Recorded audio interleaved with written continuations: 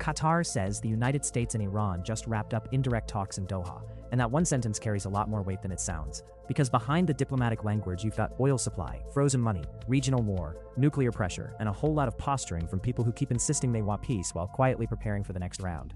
Good morning and welcome back to Daily. Today's biggest story is the new round of US-Iran indirect talks in Doha, where Qatar says progress was made, but the details suggest this is still a fragile, heavily managed process rather than some breakthrough moment.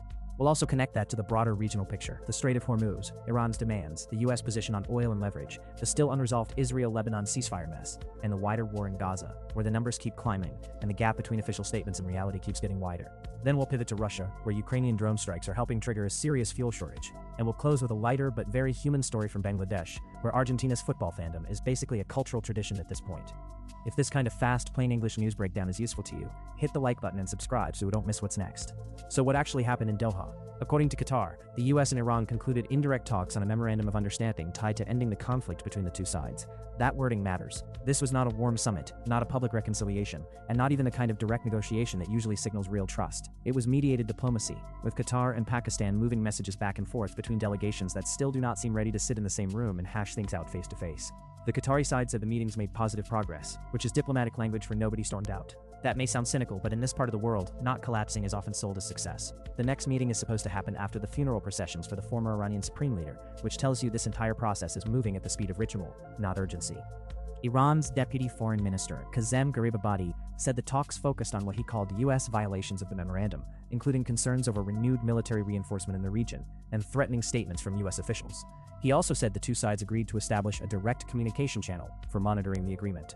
That's important because it suggests the main issue right now is not some grand peace settlement. It's compliance, it's verification, it's whether either side believes the other is actually holding up its end, and from Tehran's perspective, the answer is clearly no, or at least not yet.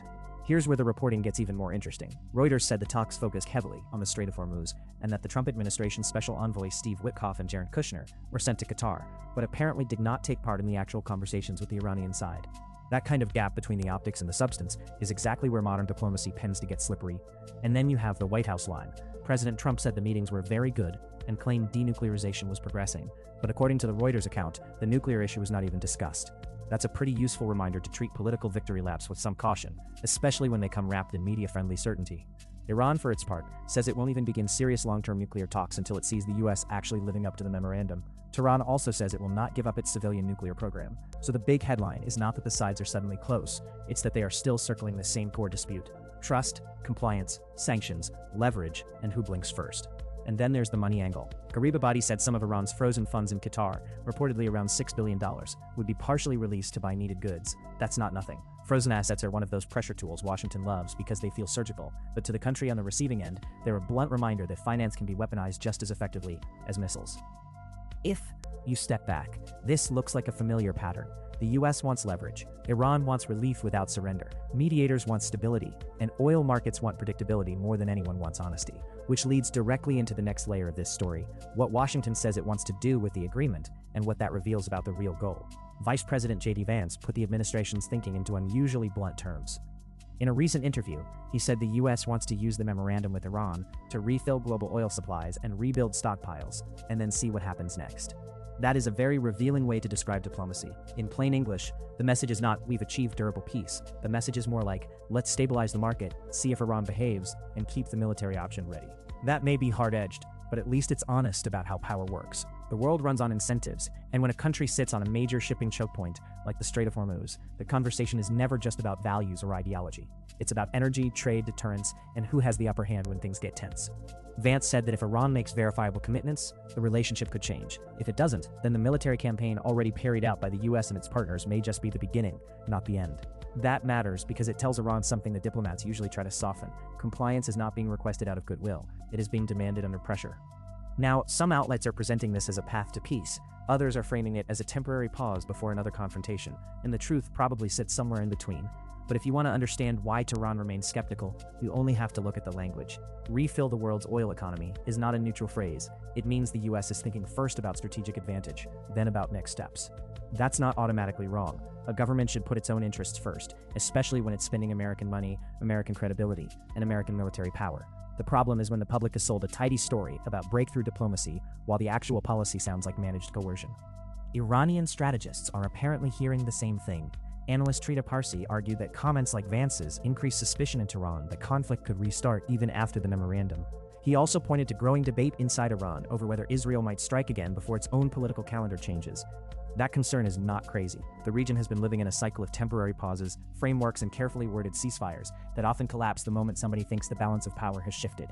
If you're Tehran, you are not just watching US statements, you're watching Israeli deployments, American naval posture, and every hint that a settlement is just a loading screen before the next fight. This is where a more realistic foreign policy would probably help. Not a naive one, and not an ideological one, just one that admits that endless commitments, frozen funds, and half-enforced red lines do not create peace by themselves. They create pauses, sometimes useful pauses, sometimes dangerous ones. And speaking of dangerous pauses, the next story shows what happens when agreements are announced in the Middle East, but the ground war keeps moving anyway. The Lebanon file is a perfect example of how ceasefires can exist on paper, while the violence continues in practice. There had been talk during negotiations about symbolic withdrawals from small areas in southern Lebanon, the kind of move that gets described as a good faith step.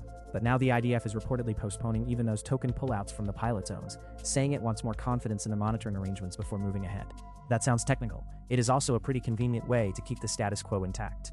The problem with these arrangements is that they often rely on one side policing the other while the bigger power keeps the leverage.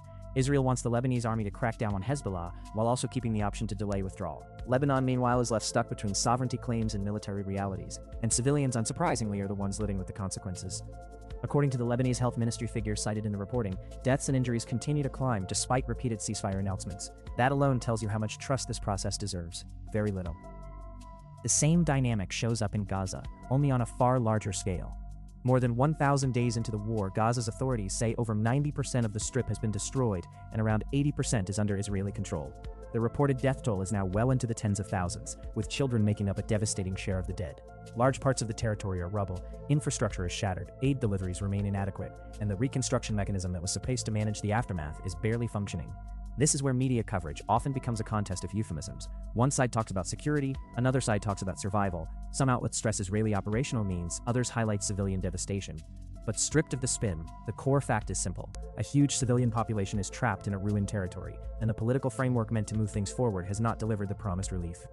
And this is where it's fair to be critical of the framing in some of the coverage. Reports tied closely to activist or heavily slanted sources sometimes skip over the fact that Hamas's choices help trigger and prolong this disaster. At the same time, pro-government narratives from Israel can minimize the sheer scale of destruction and make it sound like any criticism is illegitimate.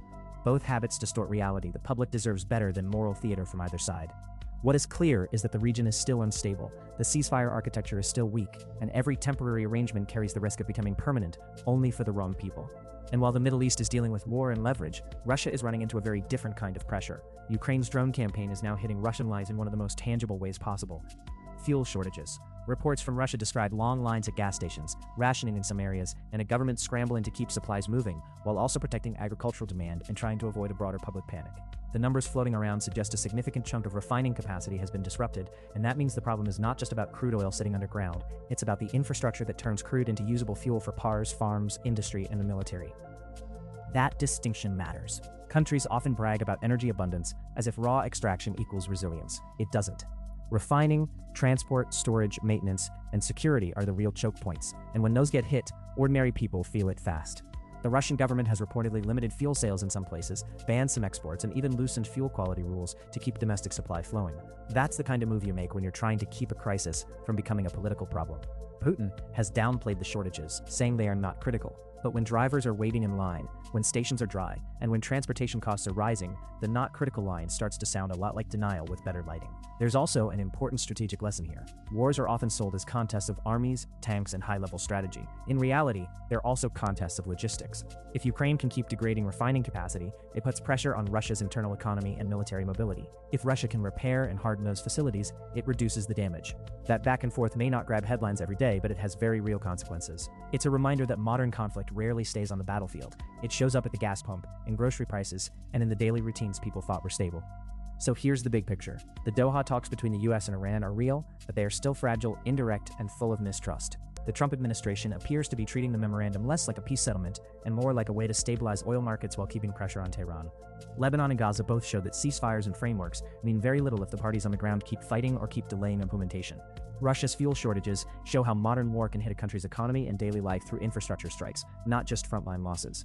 And underneath all of it is the same basic truth. Diplomacy without enforcement is just theater, and enforcement without restraint usually creates the next crisis. If this breakdown helped make sense of the news, hit the like button and subscribe to Daily so you stay ahead of the next update.